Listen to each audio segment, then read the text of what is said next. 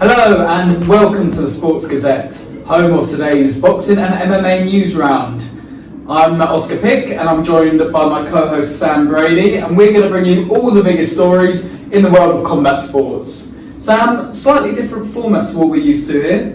Yeah, I'm liking the setup. Obviously, we normally put out our podcast on the Sports Gazette, an audio format into an article. But yeah, a bit of a different style for this week's little feature, and I'm looking forward to get stuck into the news this week. Absolutely. Well, let's get straight into the headlines then. Eddie Hearn has recently come out and said that Conor Benn and Chris Eubank may not fight for the touted date of February the 3rd, as parties are now 2 days beyond the negotiation deadline that they've set themselves.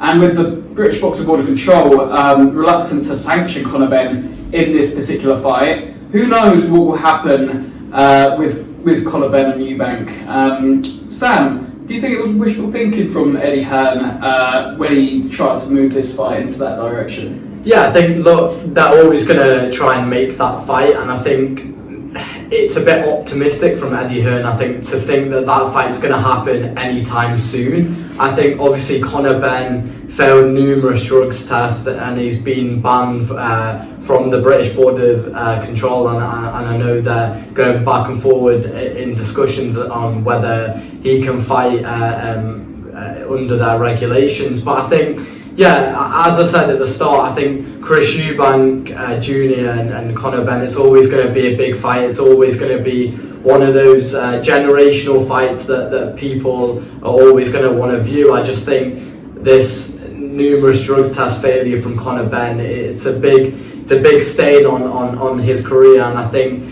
there's a lot of questions now that need to be answered in terms of what's next for his career, where can he fight, and whether we will get that fight anytime soon. So yeah, I think it's a bit optimistic from Eddie Hearn. Absolutely. Well, we await further developments on that particular story. What do we have in the world of MMA at the minute, Sam? We have sort of it's the 8-year anniversary of probably arguably one of the most influential UFC fights of all time. Conor McGregor, Jose Aldo in 2015. Conor McGregor knocked out Jose Aldo in 13 seconds, and I think this fight was just so significant in so many ways. Not only did it elevate Conor McGregor into this worldwide global brand and made him into this star into what we see nowadays, but I also think the way that fight was built up and the aftermath that Conor McGregor went on to do, I think he lifted and sort of carried the UFC alongside his brand into this global spotlight that I don't think we had ever seen before. Not to mention the financial gain that obviously the UFC have gained from that. And I think Conor McGregor's scheduled to fight next year against Michael Chandler. There's not a confirmed date for that fight yet, but I think a lot of people agree that that's a very dangerous fight for Conor, and we just want to see Conor back into those days of fighting the Aldos and the Eddie Alvarez, where he was active and he was one of the greatest fighters on the roster, and it's been a long time since we've seen that. Yeah, well, we obviously discussed that in more detail in the podcast that we posted earlier this morning. Go check that out if you're interested. Bringing it back to boxing, we have former pound-for-pound king Roy Jones Jr., who is now in negotiations to fight influencer Tommy Fury in what Jones hopes to be an astronomical fight that is potentially bigger than his exhibition with Mike Tyson back in 2020. But at the age of 55, Sam, what more do you think Jones has to offer? Yeah, it's a funny little story, this one, because from different points of view, different spectrums of sort of careers. You've got Roy Jones Jr. still fighting, he can't sort of get rid of the urge to fight, as we see a lot of fighters do that. And I mean, fair play to him, if he still thinks he's in good enough shape to be doing these sort of exhibition fights, then I mean, he can go for it. I think I mean, these older fighters still wanting to fight, I think we just do need to be careful in sort of the welfare of actually these fighters getting in the ring, especially when you've got a guy like Roy Jones Jr. at the age of 55 coming up against potentially Tommy Fury, who's obviously at the other end of his career where he's just up and coming. And I think in terms of Tommy Fury taking this fight, I'm not surprised, because I think he's looked at, and his team and his dad John have looked at his professional career and gone, do you know what, we're not really making many waves here, and we're not where we wanted to be in our career up to now. So I think they've looked at these exhibition and these influencer crossover fights, and they've seen that there's a big, as we talked with McGregor, there's a big financial aspect to obviously the influencer boxing scene, and I think that's where his career's heading. I think they've realised, and I think many fans now have realised after the split decision win to KSI, that Tommy's just not at that level.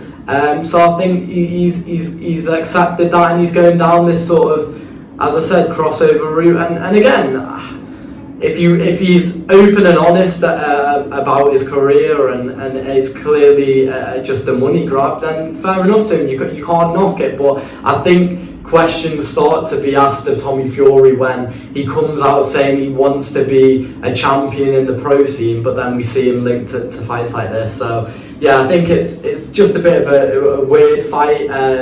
But I think we've seen a lot of weird fights recently in boxing, so it doesn't surprise me. Absolutely. And taking it back to MMA, I've heard there's a certain broadcaster sniffing around the sport. Can you tell us more about that? Yeah, there is. So Sky Sports have done an exclusive partnership with One Championship, one of the biggest MMA organisations in the world, just below obviously the UFC. Yeah, I think it's interesting because the UFC have dominated the MMA world since for the past couple of decades, really, and I think MMA and the UFC have done well to get it globally recognised, and I think Sky Sports and other broadcasters are looking at MMA now and organisations where they can tap into and really tap into a different audience there. And I think Sky Sports have looked at MMA and looked at One Championship and looked at the fighters they have. A lot of ex-UFC fighters, the likes of Demetrius Johnson, who's a big name in the One Championship organisation, who's arguably one of the greatest UFC fighters we've seen. So yeah, I think it's a good deal for both sides, and I'm really looking forward to the events that take place in 2023. Yeah, well, that's certainly an interesting development in combat sports. And a similar story has emerged in boxing, with Al Heyman's Premier Boxing Championships promotional stable moving over to Amazon Prime Video platform after their departure from Showtime, who of course have now moved away from boxing. The likes of Canelo Alvarez and Gervonta Davis will be among the names fighting on that particular streaming platform. But in terms of how the dynamic will work now that you've got DAZN trying to establish itself as the key streaming platform for boxing, does this put the cat among the pigeons, per se, Sam? Yeah, well, I think Gervonta Davis, Canelo, massive names, and to get them onto your streaming platform, it's always going to generate massive numbers.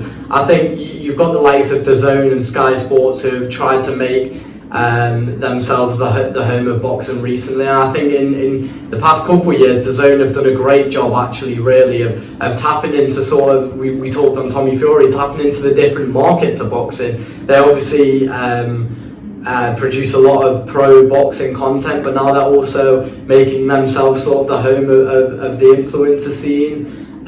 They've got the Day of Reckoning card on the 23rd coming up.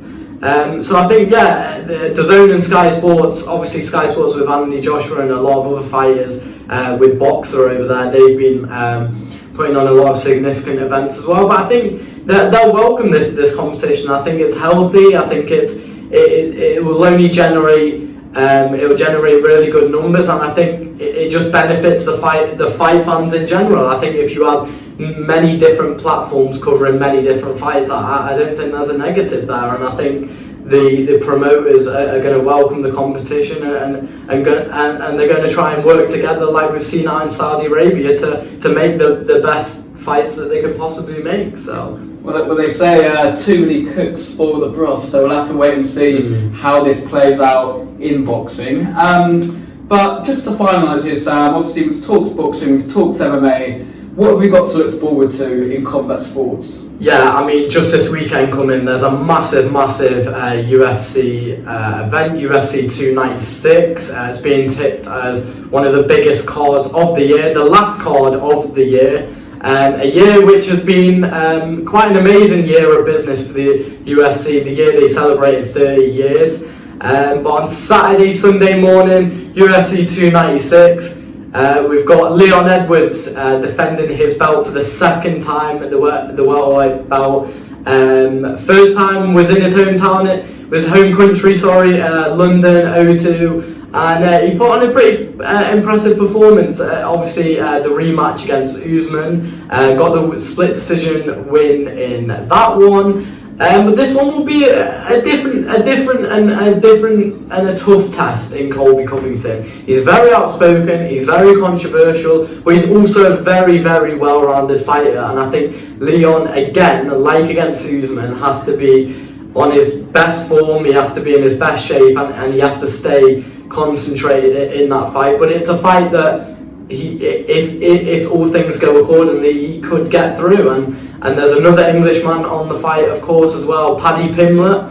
Only had a couple fights in the UFC, but again, he's made waves already in the lightweight division. He's very outspoken, the guy from Liverpool, and his last fight caused a bit of controversy just because of the scoring and the way people scored that fight. A lot of people gave the fight to Jared Gordon. I'm sort of still on the fence with it. I think it could have gone either way.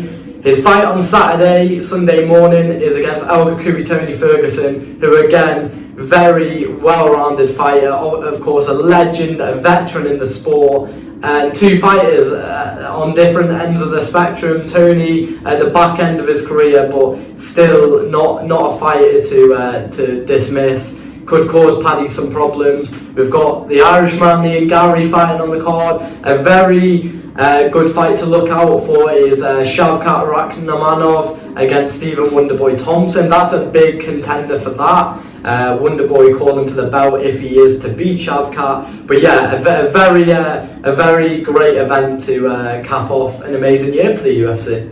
Yes, we are all very much looking forward to seeing Leon and Paddy back in action this weekend. Two fighters who have really captured the imagination of the British public. So we'll end it there, Sam. Obviously, I've been Oscar. And I've been Sam Brady. And this has been your news roundup of all the combat sports stories. Head over to the Sports Gazette website where you can find more of our content, including our weekly podcast, Punch and Pod.